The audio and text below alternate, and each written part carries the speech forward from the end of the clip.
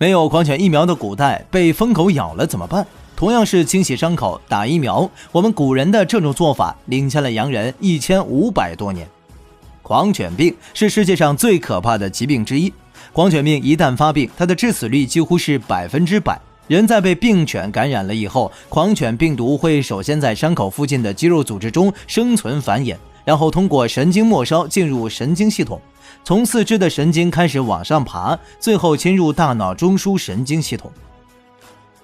在大脑，毒素开始大量繁殖，首先是人的脑干，被病毒占领的脑干会引发人体呼吸困难和缺氧，随后会表现出精神紧张、亢奋和恐水。持续1到3天以后，患者就会渐渐瘫痪，最后呼吸衰竭而死。大约公元前2000年，狂犬病第一次被人类历史所记录。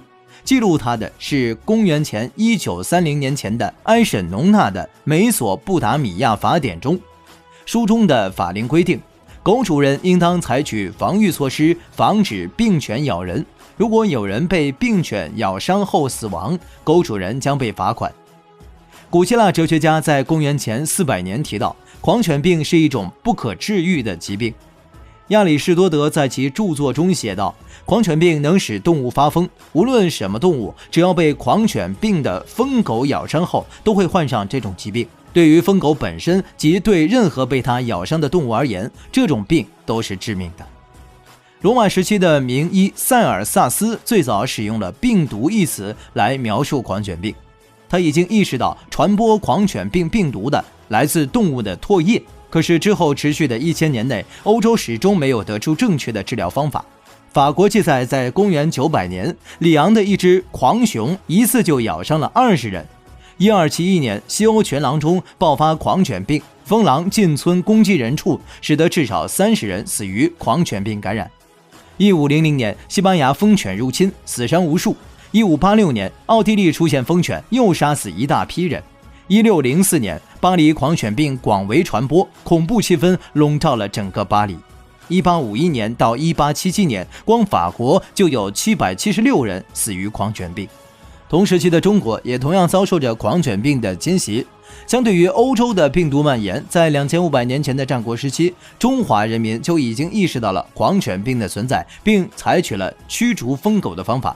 我国最早医术52病方中把狂犬病单独列举出来，并给出了对应的治疗方法。书中记载，被狗咬伤后要立即用酒剂冲洗伤口，这和当今清洗伤口降低该病发病率的方式不谋而合，只是处理方法比欧洲要早500年左右。在我国，著名医学家葛洪谈到了识别狂犬病的方法。书中还提到了杀死狂犬病的脑组织，将其取出，在风干后可以将其外敷在伤口，作为防护措施。经过风干和日晒，狂犬大脑里的病毒差不多已经被灭活了，这时再敷在伤口处，相当于打了一次疫苗。而国外第一支疫苗还要等到1885年，法国微生物学家在实践与摸索中发现了生产狂犬病疫苗的方法。直到1940年，有效的狂犬疫苗才被大范围运用。如今，我国每年使用的狂犬疫苗差不多6000万支，使用量是世界第一。但奇怪的是，武汉生物制品研究所里的严家新教授却说，我国狂犬病的疫苗效果却是世界倒数第2。严家新教授说，中国狂犬疫苗大量用于人，而不是用于狗，这是对狂犬疫苗最大的滥用。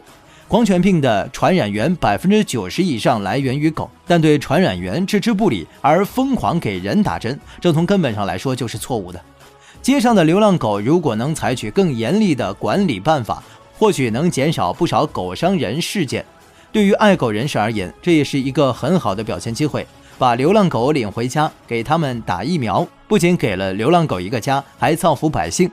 很多专家学者已经在呼吁，我国古代狂犬病防治技术领先了国外数百年，在现代却被很多国家远远甩在身后，这跟给人打疫苗而不是给狗打疫苗有着脱不开的关系。